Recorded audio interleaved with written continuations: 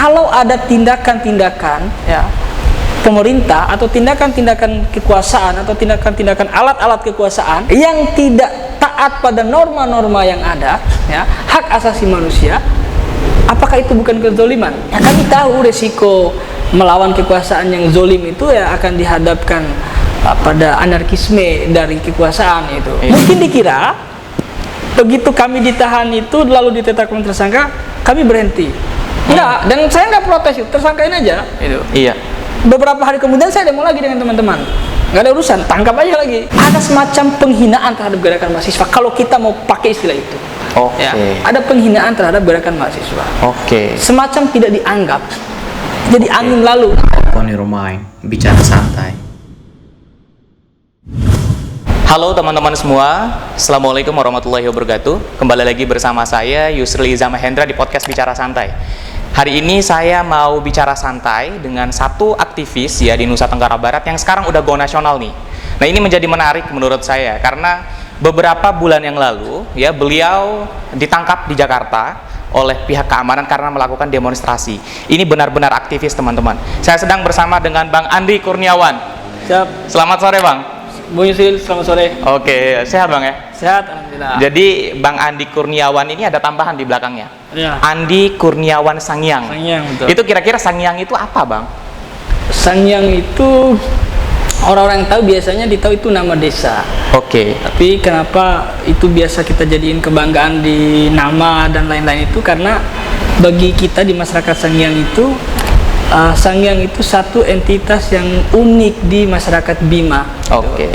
Yang menurut kami itu punya entitas, punya cara dan sistem hidup tersendiri gitu. Nah, menjadi menarik teman-teman, di kesempatan kali ini saya berkesempatan nih untuk bicara santai dengan beliau, seorang aktivis ya. Sebelumnya menjadi ketua cabang Himpunan Mahasiswa Islam di Mataram, kemudian sekarang karir keaktivisannya itu sudah sampai ke Jakarta.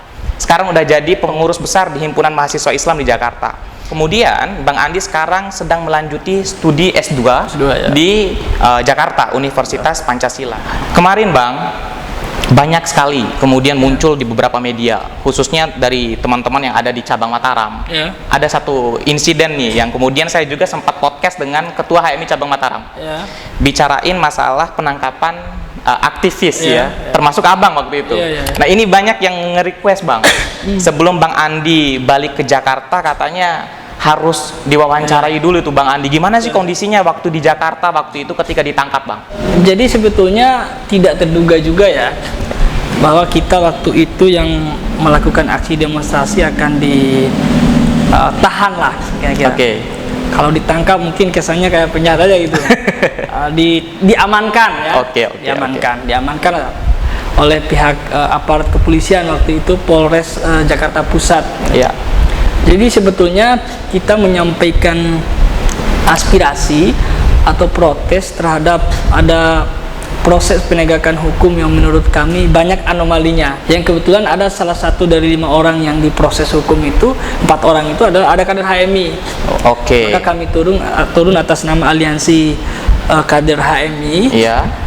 Di HMI Nusantara dan Jabodetabek yuk, menyampaikan bahwa Presiden harus mendengar bahwa ada proses hukum yang sepertinya di luar jalur yuk, yang tengah terjadi. Kami diminta pindah, begitu diminta pindah beberapa kali, kami hanya pindah menuju Patung Kuda. Begitu kami di perjalanan, ya tiba-tiba ada saling dorong-dorong antara massa aksi dengan pihak aparat kepolisian. Lalu katanya ada yang mukul itu. Kami nggak tahu, tiba-tiba saya kebetulan waktu itu pegang megafon itu karena korlap yang di surat kami itu tidak hadir, kita ambil alih di lapangan kan. Itu insidentil aja, kita ambil alih, sporadik aja. Tiba-tiba saya ditangkap duluan. Itu saya ditangkap duluan. Waduh, ditangkap kita ini. Ditangkap, dibawa muter dulu, nggak tahu muter kemana kan. Ternyata ada lagi teman saya 2 orang, ternyata kami bertiga. Teman itu anak HMI dari Aceh 1, asal Aceh dan asal Jambi 1. Tangkaplah kami bertiga. Ya, kami ditahan selama 1 hari di Polres Metro Jakarta Pusat. HMI seluruh Indonesia. Bahkan di sini belakangan saya tahu ternyata malamnya langsung di sini ada aksi demonstrasi di Polda. Di sini waktu itu Bang langsung viral di media itu. Kader HMI ditangkap, ketua HMI cabang Mataram itu ditangkap di Jakarta. Itu langsung tengah malam langsung digeruduk itu Polda NTB, luar biasa. Itu belakangan saya tahu, karena HP kami disita. HP kami disita, ya kami tidak bisa berkomunikasi dengan siapapun ya. Itu di dalam. Ya bahkan sudah ditetapkan jadi tersangka. Waktu itu Bang? Waktu itu ditetapkan tersangka. Iya. Ya biasalah, nggak apa-apa. Itu bagian dari kenikmatan jadi seorang aktivis Bang ya? Bahkan saya minta itu, tahan aja lagi kita 2 hari, kita minta nggak apa-apa. Kalau perlu percepat prosesnya gitu. Biar sampai ke pengadilan. Ya kita nggak malu di kasus ini. Karena kita ini ditahan itu bukan karena, banyak maaf ya, kita karena mencuri itu, atau kasus pencabulan gitu, atau kasus-kasus yang lain gitu. Kami di sini mohon maaf membela orang-orang ya, warga negara yang menurut kami tidak bersalah dan ada operasi institusi penegak hukum yang terlibat, maka harus dibela. Membela demokrasi dan membela hak asasi manusia. Hak asasi manusia, terutama itu yang kita dorong. Itu yang paling penting ya. Ini lucu, di penetapan tersangka saya itu, seingat saya itu dipakai pasal 351 kan. Penganiayaan. Penganiayaan. Ancaman 2 tahun 8 bulan. Kita disangkakan memukul gitu ya. Aparat di situ yang sedang mengamankan aksi demonstrasi. Tidak ada satupun bukti yang mengarah sebetulnya bahwa itu, dan memang saya nggak lakukan itu. Orang yang mereka duga itu justru nggak ditemukan mana, kita juga nggak kenal itu siapa. Gitu. Tapi tetap aja kan kita yang ditahan itu ditetapkan jadi tersangka. Mungkin dikira begitu kami ditahan itu lalu ditetapkan tersangka, kami berhenti. Enggak, dan saya nggak protes itu, tersangkain aja. Beberapa hari kemudian saya demo lagi dengan teman-teman. Nggak ada urusan, tangkap aja lagi. Ya bukan soal apa, ini tidak boleh karena status tersangka itu menakut-nakuti gerakan aktivis ya. Tidak boleh menakut-nakuti gerakan-gerakan pemuda. Apalagi kita merasa memang kita tidak melakukan itu. Ya mohon maaf, kita kebetulan kuliah di Fakultas Hukum ya, Pak Bung Yusril juga di Fakultas Hukum. Dan kita sering demo juga dulu Bang. Kita kalau merasa tidak melanggar hukum, ya ngapain kita takut? Mesti anggapan penegak hukum itu kita melanggar, ya kita jalan aja terus. Cocok. Kita demo lagi kok kemarin setelah itu. Demo lagi habis itu. Setelah ditahan, keluar, beberapa hari kemudian kita demo lagi. Lebih banyak lagi masanya. Justru yang saya perhatikan nih Bang, ketika semakin ditahan semakin besar arusnya di bawah nih. Mestinya begitu. Ya. Iya. Bahkan di beberapa tempat katanya ada kepolisian justru yang terluka. Itu. Begitu sebenarnya. Tapi kalau diukur-ukur lebih banyak mahasiswa lah. Lebih banyak mahasiswa yang terluka. Di kasus kami juga teman-teman juga banyak kok yang memar dan kami nggak banyak maaf ya, karena tidak terlalu parah ya, hanya memar-memar, dipukul dikit gitu ya kita nggak laporin itu, ini resiko perjuangan aja lah gitu. Benar. Kecuali menyebabkan berdarah agak parah gitu, mungkin baru kita ini. Ya kami tahu resiko melawan kekuasaan yang zolim itu ya akan dihadapkan pada anarkisme dari kekuasaan itu. Dari banyak maaf ya, dari aparat itu resiko, dan saya kira fenomena seperti ini terjadi hampir di setiap peradaban lah kalau kita baca sejarah ya. Benar. Mesti kita akan berhadapan dengan tindakan otoritarian ya, tindakan yang keras gitu. Benar. Kalau kita agak berani gitu melawan kezoliman. Bicara juga tentang kezoliman Bang. Kemudian tindakan-tindakan represif yang dilakukan oleh pihak kepolisian. Menurut Abang, kekuasaan kita hari ini zolim nggak sih Bang? Tentu banyak variabel ya yang bisa kita angkat ke permukaan itu. Apakah kekuasaan ini zolim dalam konteks secara umum ya, keseluruhan itu, ataukah memang ada beberapa institusi, ataukah ini ada oknum-oknum tertentu yang terlibat memainkan peran kekuasaan lalu menggunakan kekuasaan itu untuk menzolimi masyarakat atau menjolimi pihak yang tidak berkuasa.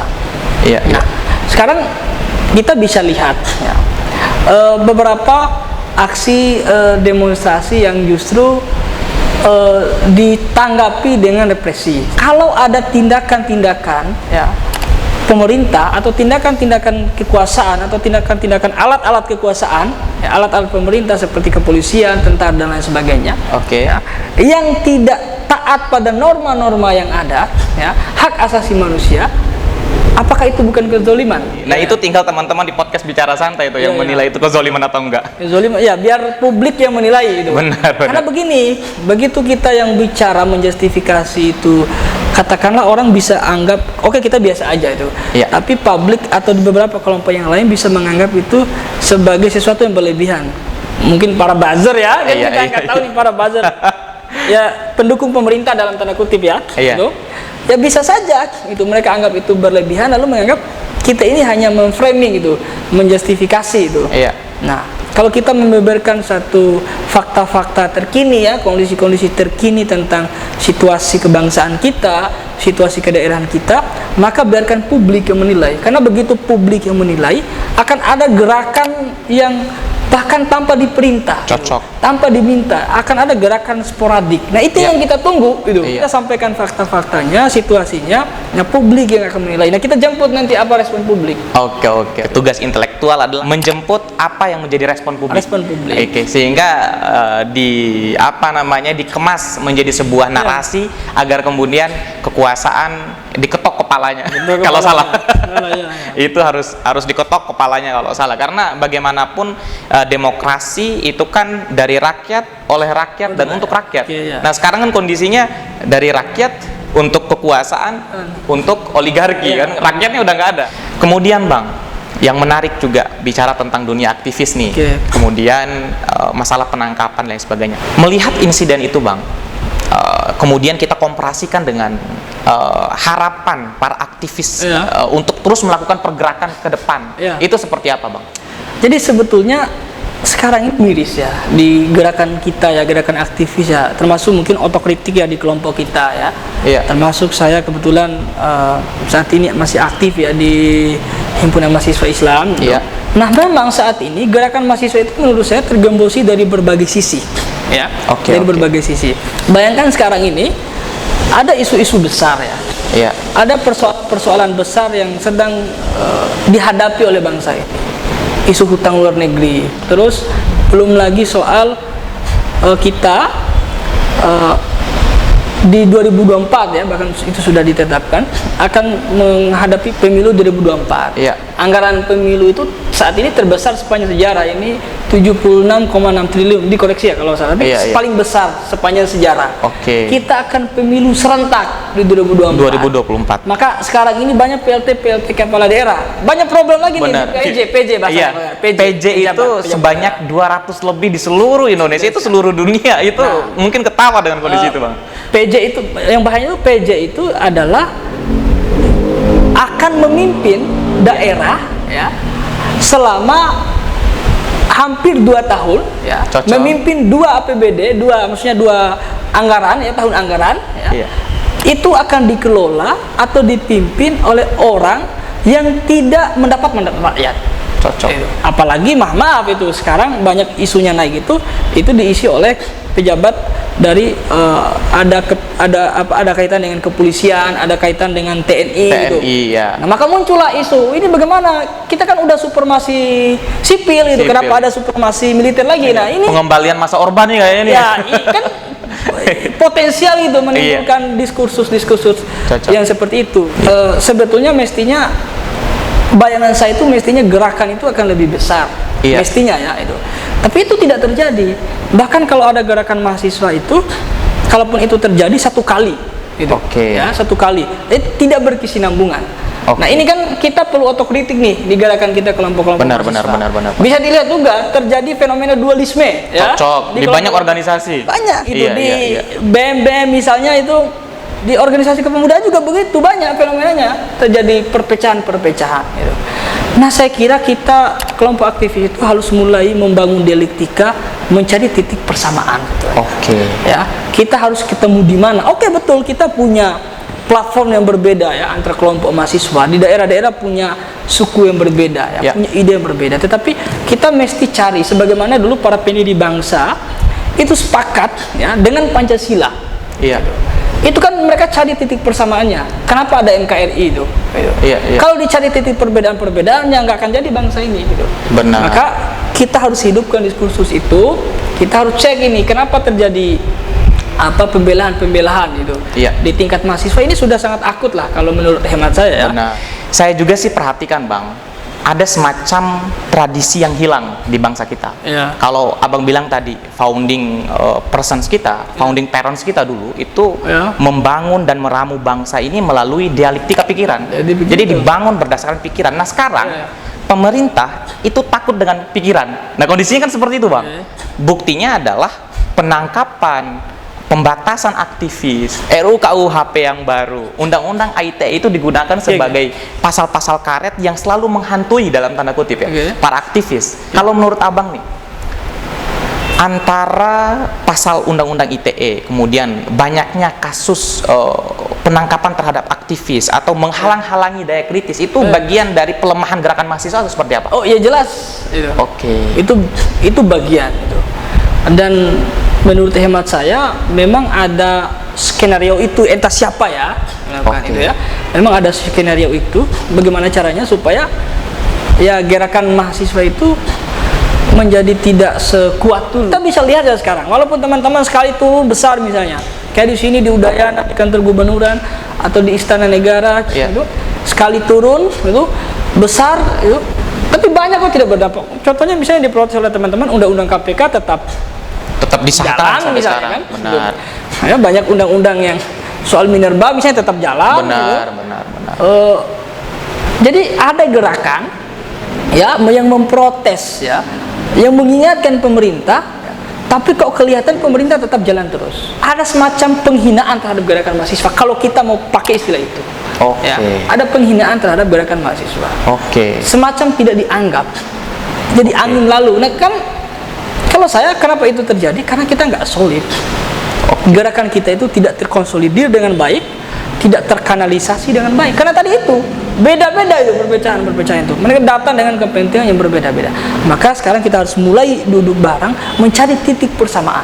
Ya kita perhatikan benar sih Bang ya. Kalau kita perhatikan gerakan mahasiswa itu, kalau kata orang dulu ya panas-panas tai ayam Bang. Iya panas-panas tai ayam. Jadi pas waktu isu nih yang viral, ini udah kayak namanya konten-konten kreator yang viral ngeprank, banyak yang ngeprank. Nah mahasiswa ada isu RUU KUHP, bodong-bodong RUU KUHP. Habis itu hilang di permukaan, pembicaraan diskursus tentang itu tuh hilang. Nah menurut Abang, apakah pemerintah kita hari ini nih manajemen konfliknya bagus katanya? Ya mereduksi pikiran-pikiran kritis mahasiswa itu dengan cara mereka menutup masalah dengan masalah Bang. Menurut Abang gimana? Jadi bisa diasumsikan itu manajemen pemerintahan yang bagus atau memang gerakan mahasiswanya yang udah lama duluan. Gitu ya.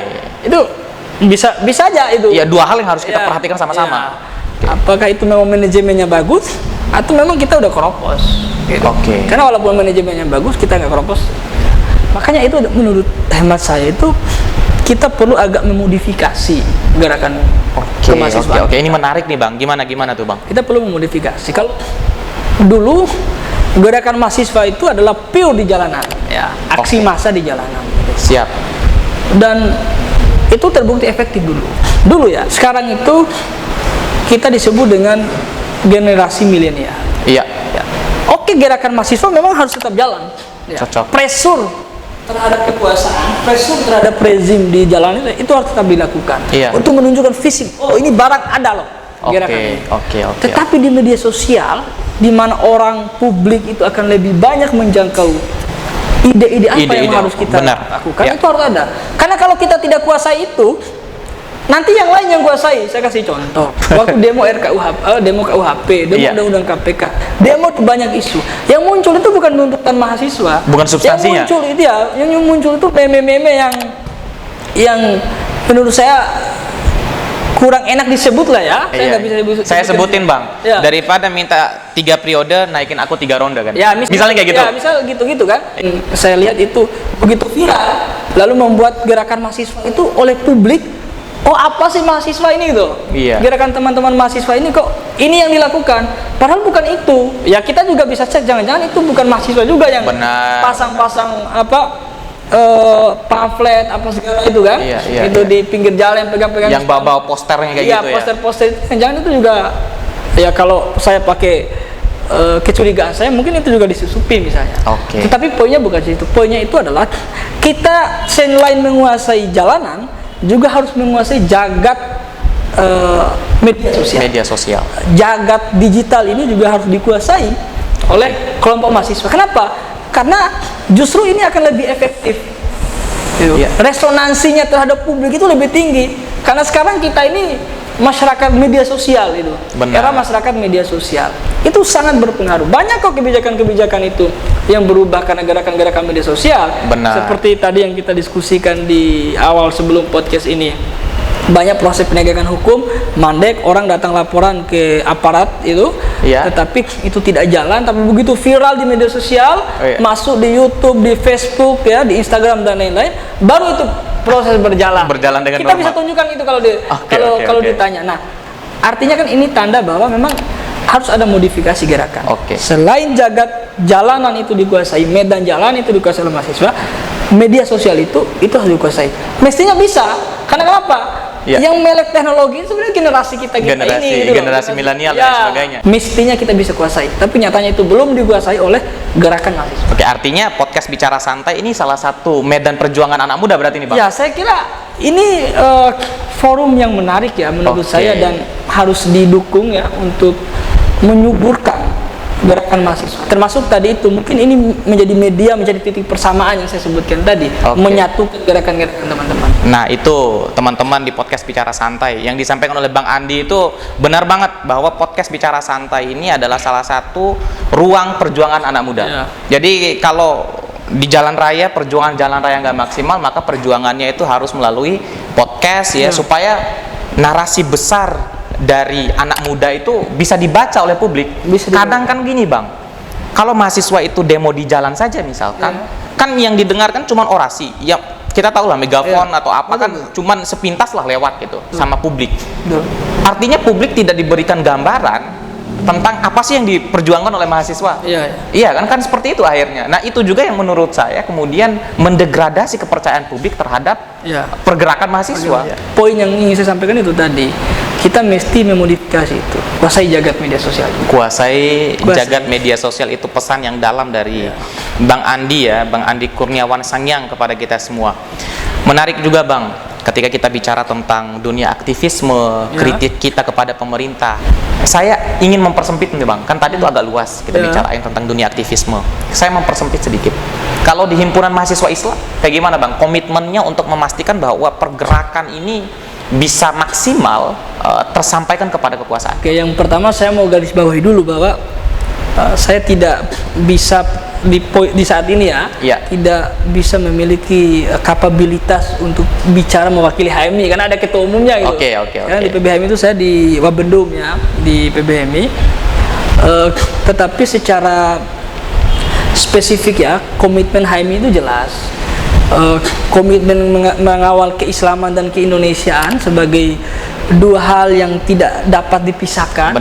Sebagai dua hal yang selalu disinergiskan itu kita tetap berkomitmen itu. HMI itu tidak akan pernah terlibat dalam bagian dari perpecahan-perpecahan. HMI itu pasti akan selalu mencari jalan tengah dari problem yang terjadi. Bagaimana latar belakang berdirinya HMI itu kan menjaga mempertahankan kemerdekaan negara kesatuan Republik Indonesia dan mempertinggi derajat umat Islam. Yang kedua, menyiarkan syiar-syiar Islam. Nah, komitmen itu yang dengan tujuan 5 kualitas insan cita yang biasa kita sebut di HMI itu, yang sampai hari ini saya kira membuat HMI itu tetap ada, tetap hadir dan masih diminati lah. Jadi itu teman-teman semua bagian dari romantismenya dunia kampus dan romantisnya organisasi. Karena tentunya intelektual kampus ini, aktivis itu pasti ya berkeringat dan berdarah-darah. Bukan hanya memperjuangkan kepentingan pribadi, tapi memperjuangkan kepentingan ya masyarakat. Yang menjadi menarik juga, Bang. Kan sekarang Abang udah di PB nih. Mungkin adalah sedikit cerita untuk teman-teman di podcast Bicara Santai. Ketika awal masuk di kampus, kemudian menjadi aktivis ya. Kemudian menjadi pengurus di PBHM ini, pernah nggak kepikiran sampai sana bang? Oh harus ke Jakarta nih, harus bisa sampai di PBHM ini. Pernah nggak kepikiran seperti itu bang? Jadi ya jujur aja nggak ada kepikiran dulu. Kepikiran itu ketika kita sudah mulai aja diskusi yang agak berbeda, tidak sebagaimana kurikulum yang sudah ada di kampus misalnya. Kita mulai dibiasakan membongkar kebijakan itu latar belakangnya apa. Gitu. Kita mulai dibiasakan untuk mengkritik gestur politik, gestur pejabat. Gitu. Kita mulai diajak untuk membantah setiap tesis yang diajukan, setiap argumentasi yang diajukan. Itu akhirnya membuka mata kita. Kenapa saya jujur aja kenapa pilih ke Jakarta? Itu setelah kita berdiskusi tentang banyak hal. Sekitar 70-75% APBN kita itu berputarnya itu di Jakarta. Itu dari dalam soal itu dalam soal perputaran uang. Itu.